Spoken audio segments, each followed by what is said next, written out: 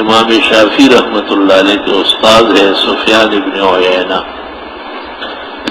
وہ فرماتے ہیں کل ذکر دعا وکل دعاء ذکر، جو آدمی ذکر میں مشغول رہے گا یہی دعائیں ہیں، جیسے جیسے اللہ کے ہاں اس کی ضرورت ہوگی اللہ وہ نعمتیں عطا کرے گا اور ان مصیبتوں سے نکالے گا، لیکن ہم وقت ذاکر رہنا پڑے گا۔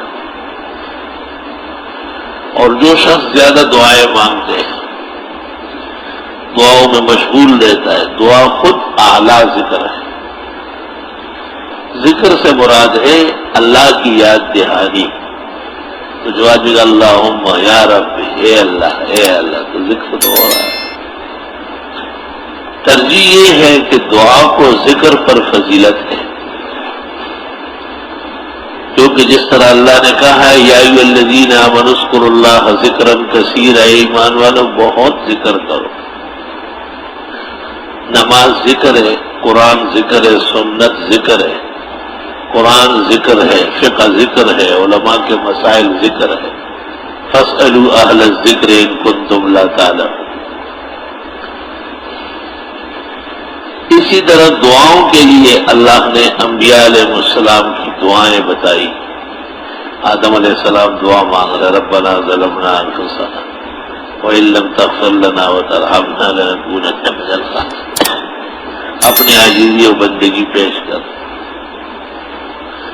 نوح علیہ السلام دعا مانگتے ہیں رب انی مغلوب فانتصر، خدایا میں بہت عاجز آ گیا میری مدد فرمائے۔ ابراہیم علیہ السلام دعا مانگتے ہیں رب اغفر لأبی انہ کان من الضالین۔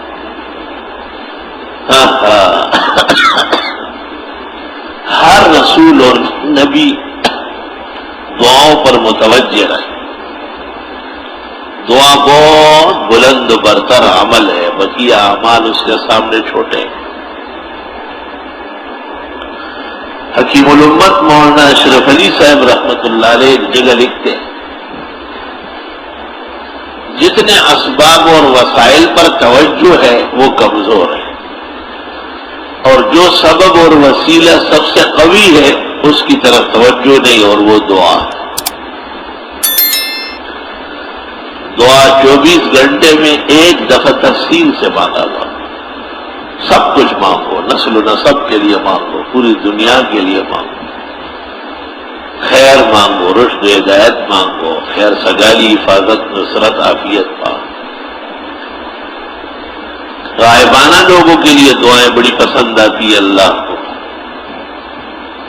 کسی کی برائی تو دعا میں کرنا ہی نہیں، ایسا نہ ہو کہ وہ درست ہو اور ہم غلط ہو جائے۔ اللہ ہے کہ شریعت کا ہے کہ یہ کافر ہے، یہ زندیق ہے، یہ مرتد ہے، یہ فاسق ہے، شریعت کے فیصلے کے بعد بندے کا کوئی اختیار نہیں، تو لازماً اس کا اتباع کرنا پڑے گا، پھر اس میں شک کرنا گناہ ہے۔ اس لیے شریعت آئینہ ہے، میزان ہے، جیسے قیامت میں ترازو لگے گا نا اس میں نیکیاں چلے گی، دنیا میں ترازو لگ چکا ہے، شریعت محمدی، یہ فرض ہے، یہ واجب ہے، یہ سنت ہے، یہ مستحب ہے، یہ نفل ہے، یہ مباح ہے، یہ مکروہ تنزیہی ہے، یہ تحریمی ہے، یہ حرام قطعی ہے، یہ حرام تحقیقی ہے، یہ حرام متفق علیہ ہے، یہ حرام مختلف فیہ ہے۔ اقسام اوزان، جیسے آپ کہیں چٹان، ہاتھ پاؤ، آدھا کلو سیر، 4 کلو، 20 کلو، من، ٹن، جیسے آپ نے اوزان بنائے ہیں اور اس کے مطابق چیزوں کو سمجھتے ہیں۔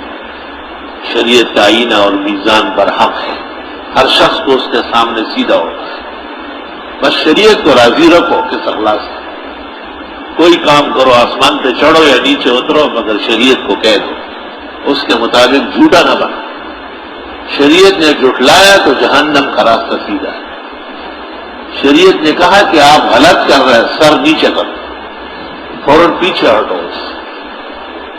شرع لکم من الدین ما وصى به نوح وابراہیم، یہ وہی شرائع ہے جس کی تاکید اللہ کہتے میں نے تمام نبیوں کو اس کا پابند کر لیا تھا۔